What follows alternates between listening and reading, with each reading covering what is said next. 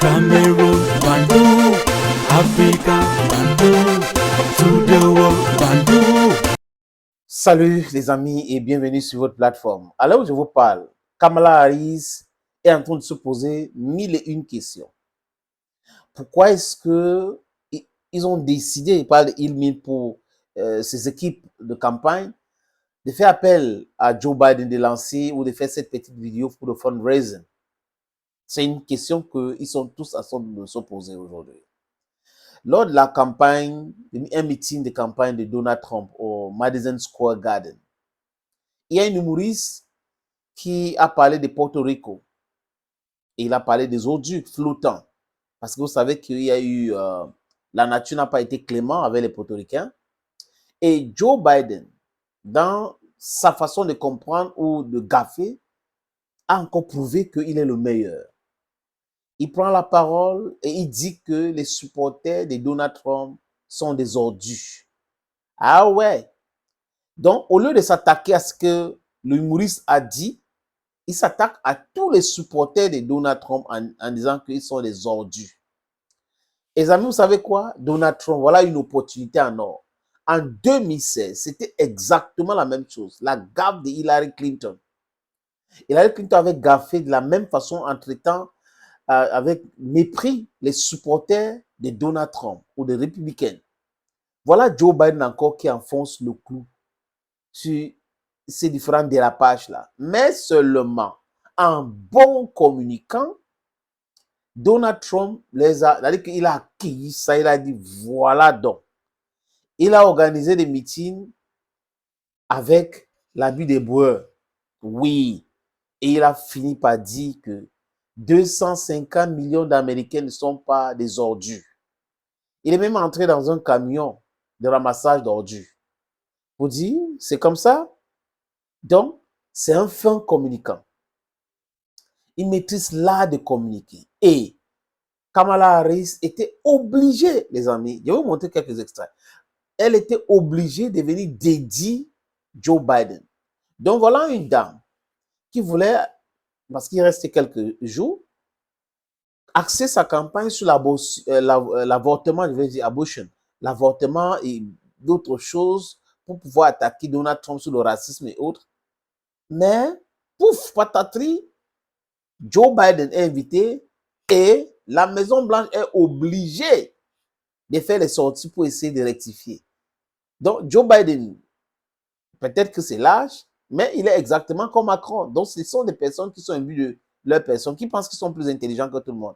Je vous parler ici de Macron, qui parlait en Israël, il dit quelque chose, il part en Palestine, il dit autre chose, après il part en Chine, il est en train de rentrer, il dit autre chose, après il vient se dédier où l'Élysée va essayer d'expliquer les propos du président comme s'il n'avait pas parlé en français facile. Cette fois-ci, Joe Biden a parlé en anglais facile. C'est-à-dire que tout le monde pourrait comprendre. Mais il a gaffé. Il a encore gaffé. Et là, les amis, beaucoup de personnes pensent que c'est bon là. Que les propos de Joe Biden là, c'est bon. Il a donc poussé les indécis à faire le choix. Donc, si ces gens-là sont les ordures, nous sommes tous les ordures, monsieur Joe Biden. On peut aider quelqu'un comme ça, les amis. On peut. Je suis l'actualité américaine.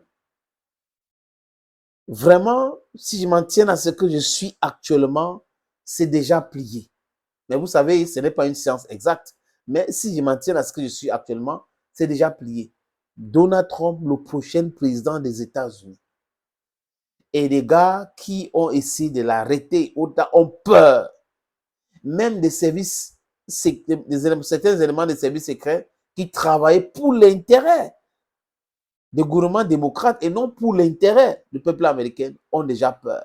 Les gens qui faisaient des déclarations fantaisistes et autres là, les menteurs, ils ont déjà peur. Ont-ils raison d'avoir peur? La peur est humaine, les amis. On peut poser des questions, mais la peur est humaine. Je vous sujette, les amis, comme l'habitude ici, vous savez, on vient toujours avec certains éléments pour prouver ce que nous sommes en train de dire. Et tout ce que nous disons ici, vous pouvez vérifier. C'est généralement vérifié et vérifiable. dont nous vous proposons. Je vais vous proposer ces deux extraits. Dans ça, vous allez voir la réaction, les propos de Joe Biden qui traite d'ordures les supporters de Donald Trump, la réaction de Kamala Harris et de Donald Trump qui a maintenant, il est en train d'utiliser ça comme thème de campagne. Et là, Kamala Harris ne voulait pas de ça maintenant. Mais malheureusement, c'est ce que son président lui propose. Elle est obligée de subir ça, de s'expliquer chaque fois. Let's watch. Dans la bataille très serrée entre Donald Trump et Kamala Harris, tout est pensé, calculé, millimétré dans les moindres détails, mais dans l'équation se trouve aussi Joe Biden et sa capacité à surprendre. Permettez-moi de vous dire une chose, les portoricains du Delaware sont des gens décents et honorables. Les seules ordures que je vois flotter, ce sont ses partisans. Avec cette vidéo, Joe Biden voulait répondre aux propos de 7 humoristes pro-Trump qui avaient comparé Porto Rico à une île flottante d'ordures lors d'un meeting du milliardaire. Le président n'imaginait vraisemblablement pas le tollé qu'il allait lui-même déclencher, avec réaction en chaîne, rectificatif et déclaration officielle de la Maison-Blanche. Pour clarifier les choses, il n'a pas qualifié les partisans de Trump d'ordures. C'est pourquoi il s'est exprimé sur le sujet. C'est pourquoi il a voulu faire une déclaration qui clarifie ce qu'il voulait dire. Ce qui apparaît clairement, c'est l'embarras dans lequel Joe Biden a mis tout son entourage. Les amis, ça c'est les États-Unis d'Amérique. Ah ouais. Ça va très vite là-bas. Bon, est-ce que ça ne va pas vite dans les autres pays? Mais vous savez, ils ont trop d'avance dans beaucoup de choses. J'ai dit encore que Kamala Harris ne pouvait pas s'imaginer que c'est comme ça que la campagne va se terminer avec Gaffe Joe, ou Joe Biden si vous voulez. Ils sont en train de s'arracher les cheveux. Pourquoi est-ce que, qui a donc eu l'idée même de demander à Joe Biden de faire une vidéo pour le fundraising et tout ça.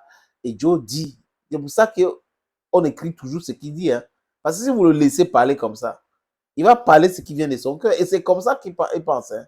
Comme Hillary Clinton, comme Barack Obama, Joe Biden pense aussi que les supporters de Donald Trump sont des ordures. C'est des fascistes pour certains. Ce sont des ordures, ce sont des terroristes et autres. Voilà l'expression que les gens qui disent qu'ils sont des grands démocrates et qui sont les dirigeants d'un parti qui porte le nom de ce mot-là pensent des autres qui ne voient pas les choses comme eux, qui n'apprécient pas leur façon de raisonner. Les amis, ça c'est la dictature, n'est-ce pas? Je vous suggère donc de regarder la suite et la fin. Avec en première ligne, une Kamala Harris contrainte de prendre ses distances pour ne pas plonger avec lui. Il me semble qu'il a clarifié ses propos. Mais permettez-moi d'être clair. Je suis en désaccord profond avec toute critique contre des gens en fonction de leur vote. Le travail que je fais consiste à représenter tous les citoyens, qu'ils me soutiennent ou non. Le grand gagnant du cafouillage pour le moment, c'est Donald Trump. Chauffé à bloc. Ma réponse à Joe et Kamala est très simple. Vous ne pouvez pas diriger l'Amérique si vous n'aimez pas les Américains. Habile en communication, Donald Trump en a aussi profité pour faire le parallèle avec une polémique datant de 2016. Hillary Clinton, alors en campagne contre lui, avait qualifié certains électeurs républicains de pitoyables. Vous pouvez placer la moitié des partisans de Trump dans ce que j'appelle le panier des pitoyables. Un épisode qui a coûté cher à la candidate, selon des analystes. That will be it, friends. Et là, comme je l'ai dit, les bookmakers pensent que c'est plié déjà. Qu'à partir de là, Joe Biden a déjà tout gâté pour Kamala Harris. Thank you, friends, again, and bye-bye.